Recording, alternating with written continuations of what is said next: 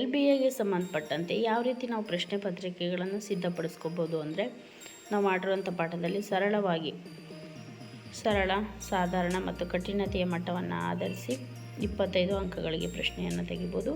ಈಗ ಇಲಾಖೆಯ ಸುತ್ತೋಲೆಯ ಪ್ರಕಾರ 20 ಅಂಕ 15 ಅಭ್ಯಾಸದಿಂದ ತೆಗೆಯೋದು, ಇನ್ನು 5 ಅಂಕಗಳನ್ನು ಮರುಸಿಂಚನದಿಂದ ಸೇರಿಸಿ 20 ಅಂಕಗಳಿಗೆ ಮಾಡುವಂಥ ಸುತ್ತೋಲೆ ಬಂದಿದೆ.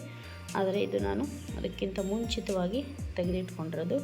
ಎಲ್ಲವನ್ನು 25 ಅಂಕಗಳಿಗೆ ಮಾಡಿಕೊಂಡಿದ್ದೆ.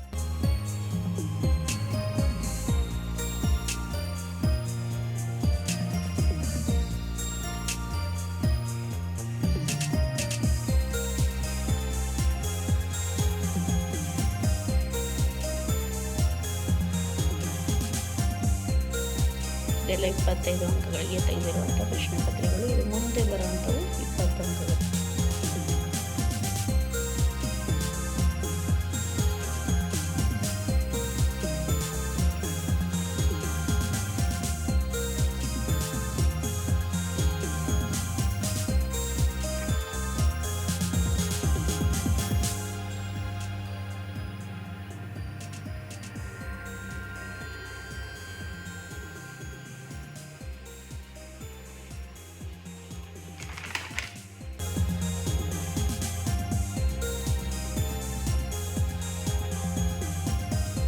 ಗಣಿತದಲ್ಲಿ ವಿನ್ಯಾಸಗಳು ಪಾಠಕ್ಕೆ, ಪೂರ್ಣಾಂಕಗಳು ಸಂಬಂಧಪಟ್ಟಂಥ ಪಾಠಕ್ಕೆ ಸಂಬಂಧಪಟ್ಟಂತೆ.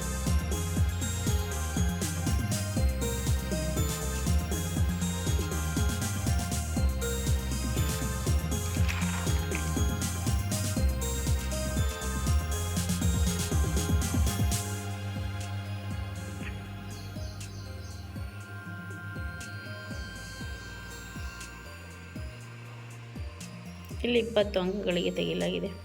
ರೇಖೆ ಮತ್ತು ಕೋನಗಳಿಗೆ ಸಂಬಂಧಪಟ್ಟಂಥ ಪಾಠಗಳು.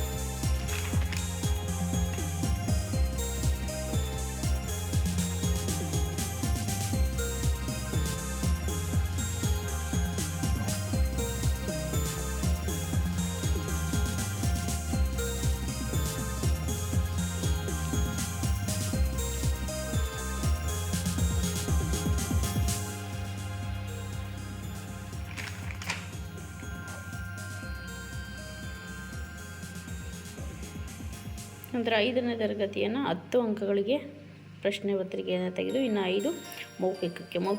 ಮೌಖಿಕ ಸಂಬಂಧಪಟ್ಟಂಥ ಪ್ರಶ್ನೆಗಳನ್ನು ಇಲ್ಲೇ ತೋರಿಸಿದೆ. ಲಿಖಿತವಾಗಿ 10 ಅಂಕಗಳಿಗೆ 5 ಮೌಖಿಕಕ್ಕೆ 2 ಮಾರ್ಕ್ಸನ್ನು ಸೇರಿ 15 ಮಾರ್ಕ್ಸನ್ನು ನಾವು ತುಂಬಬೇಕಾಗಿದೆ.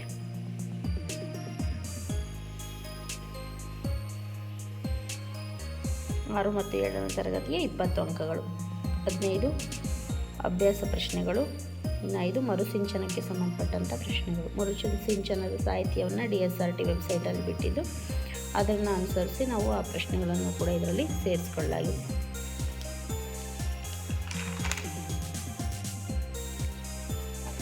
ಸೀನಾ ಸೆಟ್ಟರ್ ನಮ್ಮ ಟೀಚರ್ ಪಾಠಕ್ಕೆ ಸಂಬಂಧಪಟ್ಟಂತೆ.